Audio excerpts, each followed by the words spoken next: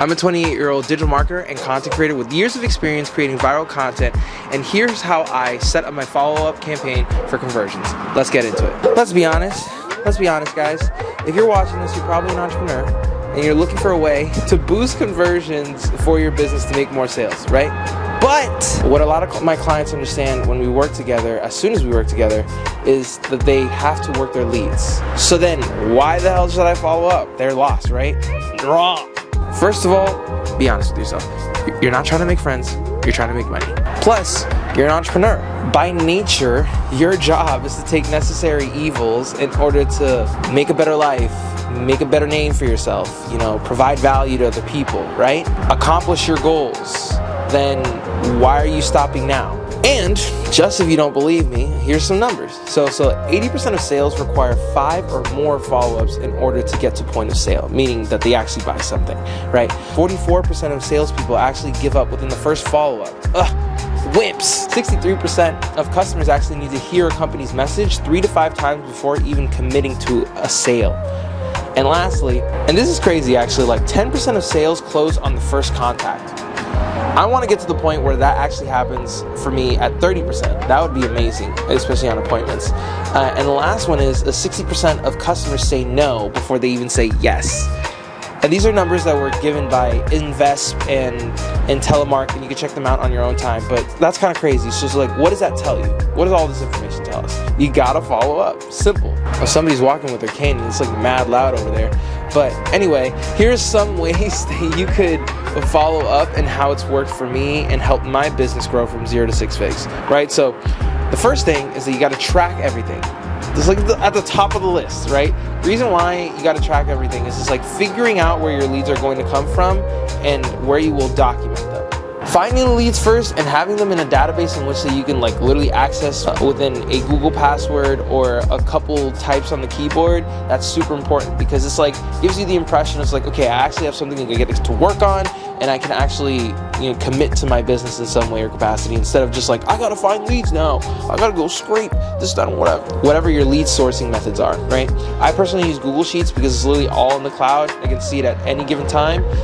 Excel sheets are cool, but like if you lose a hard drive, you lose all of your contacts. Does that make sense? Once you have this, you can basically track everything. Time that you contact them, who are you contacting, what day you contact them, were they engaged, etc. And I already made a video on this, so if you want to watch that, you can actually click right here. I'll literally leave it up, or I'll leave it in the description, whatever comes first. But that's basically what I do. I basically set the intention on tracking every single thing that I do in order to make sure that my percentages, as far as when my funnel goes from the top of all the leads that I get, it comes out a net positive. Does that make sense? And if you guys have any more questions, just please leave them down in the comments and I'll literally make videos based upon my knowledge to answer your questions. So the next thing on our list is once you have your sheet and your contacts and everything else and you're tracking everything, you're going to send them a message every 48 hours, right? So like if somebody doesn't respond on Monday, you send them a message on Wednesday. If they don't respond on Wednesday, then you basically hit them up on Friday, and so on and so forth.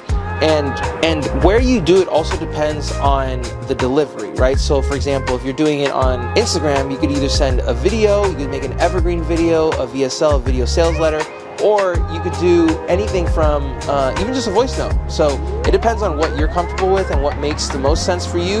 Like on Twitter, you could send a private message, or on Threads, you could leave a comment in somebody's post that they posted recently, etc., etc., etc. And once you do that, guess what you're gonna do? You're gonna track it, right? You gotta track everything.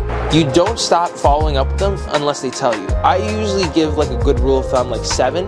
If I usually follow up with them 7 times in a row and they don't respond, then it's might as well just chuck it up to an L, and just move on to the next person. It's like for all my dudes out there, it's like when you like a girl, you don't just keep texting her and just hoping that she will respond. You look super wimpy, so then you move on and you find somebody that's actually interested in you. Same process in business. But if I had to tell you what's worked for me more so than anything else, is actually something that I learned from Charlie Morgan, and you can check out his YouTube channel whenever you feel like. It's literally named Charlie Morgan, and I attended a course that he did, and he follows up 7 times just like me. But the way that he does it is roughly like 2 text messages with some sort of emoji, and then every single time that he follows up with that person on is like a GIF. Reason being is because you want to make the person laugh, you want to make the person engage or re-engage based upon like where you were in the conversation, and you want to make them feel something. So if they feel something, then they'll remember the conversation, like, oh, that dude's funny, he sent me like 3 GIFs or GIFs, however you say it, and then let me give him a chance and actually get back to him, this sort of thing. The likelihood of that happening is much higher in comparison to when I used to send just texts and like emojis and whatever.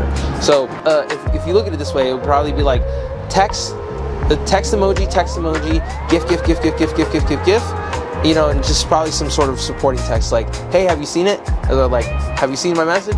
This, that, and whatever.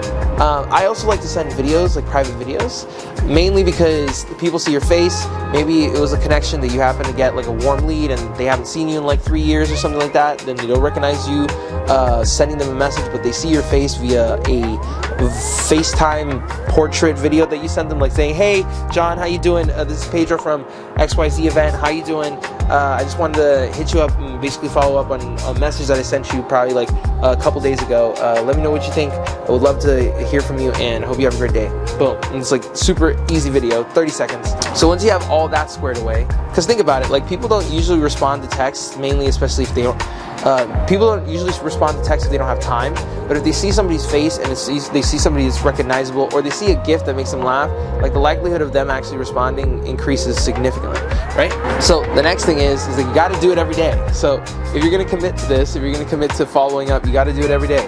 Just like when I said in the video about warm outreach and stuff like that, you got to do it every single day. Your results aren't going to come from one day of doing it. It's essentially like a consistent battle of you just trying to do the thing for yourself, for your life, for your business, for your goals, you know? So why are you gonna let up on the first day, you know? That doesn't make any sense. So once you start doing this yourself and you develop a system that works for you, right, depending on how you want to send follow-up messages, it's now it's time to delegate. My favorite word. That's actually something that I'm working on this year, right?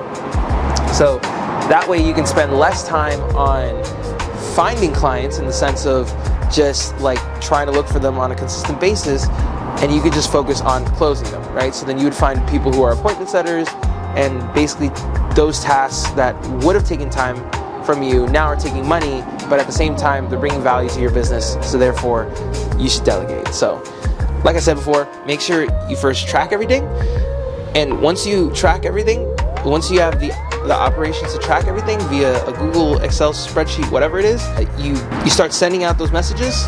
Figure out how you're going to send those messages via your own method, or maybe use my method or Charlie Morgan's method. And lastly, you just do it every day.